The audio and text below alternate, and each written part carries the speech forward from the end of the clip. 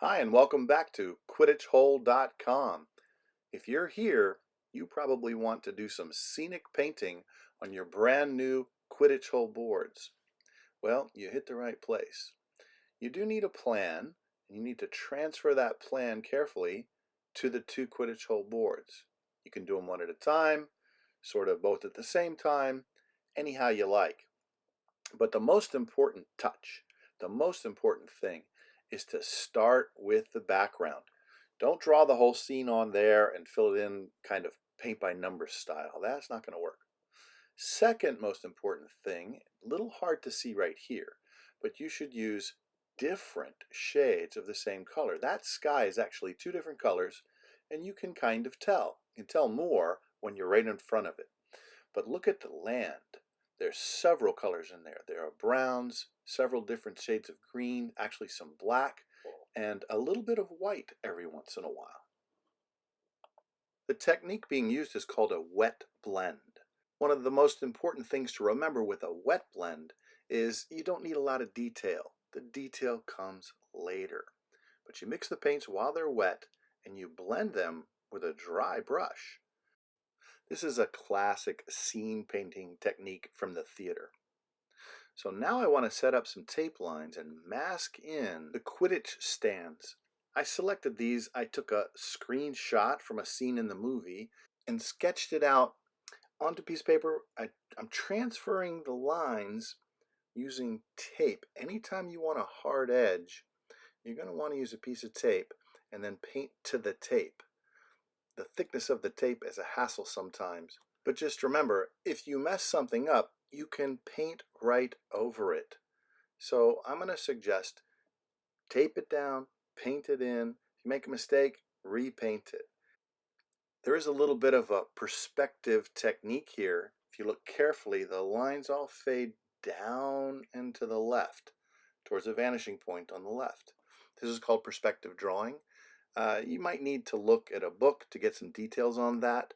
I would suggest the book, The Perfect Stage Crew. When you've used tape to mask off painting areas, you can't paint the whole thing. You can only paint the areas where the tape edge is in the right place. So here we have the red, the sort of the more Gryffindor side, and then the yellow, which will be yellow and green, which is a little more the Slytherin stands. Taping in for the roof. You got to get that perspective just right. I've been shooting it by eye, and you'll see in a minute that I'll get some of the perspective wrong. I'll just go back and fix it. I've pulled off some of the tape. You really should pull the tape off while the paint is still wet. And now I'm really just duplicating my work. So far it looks right to me. I think I have the perspective right. So I'm going to measure carefully and literally just duplicate all my efforts on the second Quidditch hole goal. Don't let the optical illusion fool you while you are working in perspective. In perspective, there's vanishing points, and so all of the horizontal lines will be tilted. Horizontal lines going the other way will be tilted, but any vertical line should be straight up and down. So I'm making a few corrections and now painting in the second goal. I've let the paint dry and now I'm going to remask. I have to cover what I painted to allow the tape edge to be nice and sharp where I want the next color. This color is going to be sort of a green.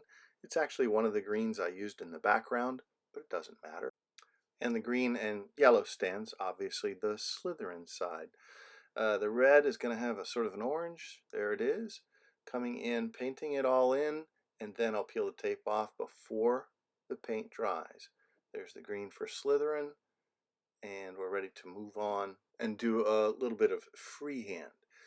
Here's some tape for the edges, and then I'm just going to freehand in some of the stands. And later I can add detail, I can add people, I can add more decoration on each one of the alternating checkerboard squares. It should be clear by now, you're going to go through a lot of tape. I used about one full roll to do all the masking. You definitely want to use masking to get a nice sharp edge, and there's some other techniques that need tape as well. That right there is our first little mistake.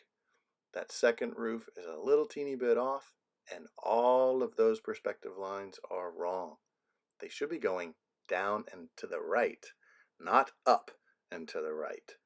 You're going to see in just a moment what I mean. But I go ahead and tape everything in and paint it, and this is the alternating checkerboards, the second side of the stands. Peel off the tape, and that's when I noticed that the perspective is wrong. Oops. So you can see I'm just going to push on, finish the roof. It's wrong. I'll fix it in a minute. And then I put down the tape properly.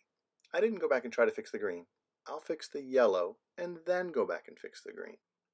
It's just paint. So you don't actually even have to get too worked up about it. Okay, so we're going to put in the yellow, and then we're going to go back and freehand the green repairs. These Quidditch stands are not a scumble or a wet blend. They're single colors, just painted in, masked and painted in. Detail is going to come later. You can freehand all that. There's the green repair, looks a little better.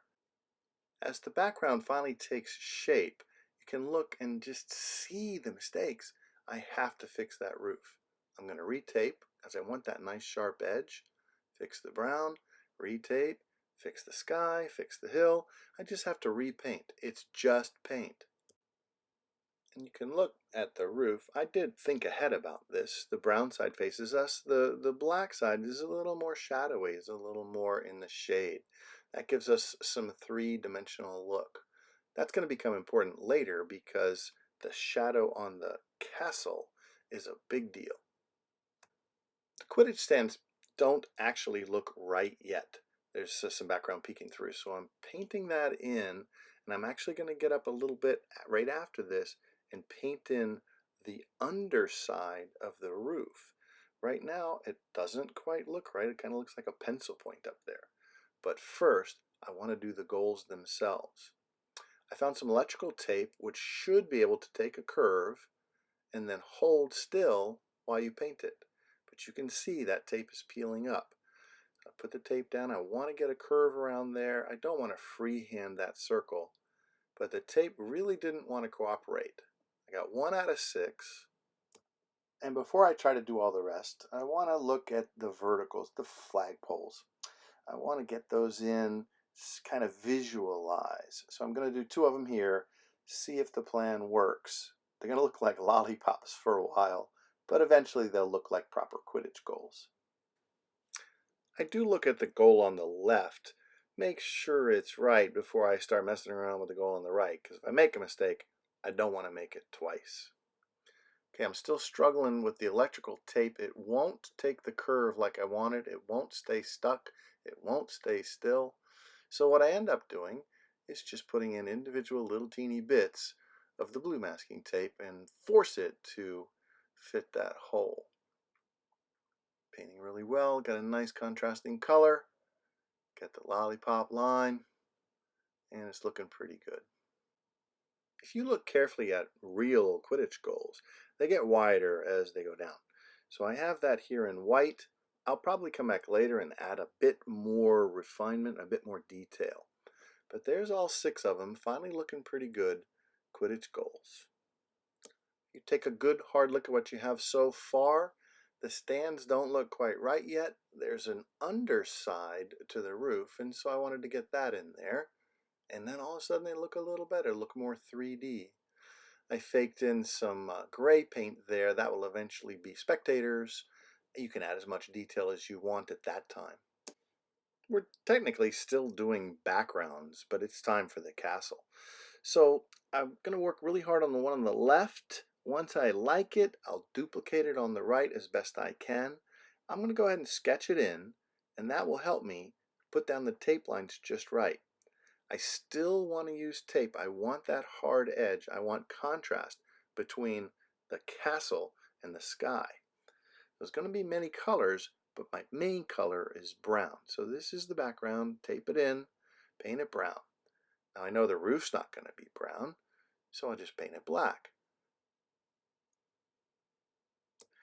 And here's the second one. Going to do the same thing. Get that background, get that shape in there. And then I'll come back and add some more black for the spires, and then some shadows and highlights for the actual castle itself. You look carefully, that's not, those are not fully painted. They're shadowy.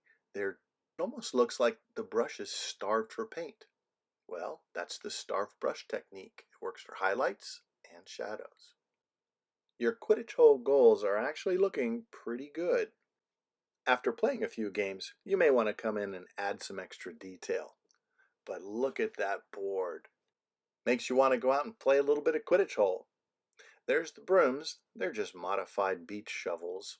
And you know you're going to use cornhole beanbags. Come on back to Quidditchhole.com and get more details. Build plans, paint plans, wizard rules. And don't forget to subscribe.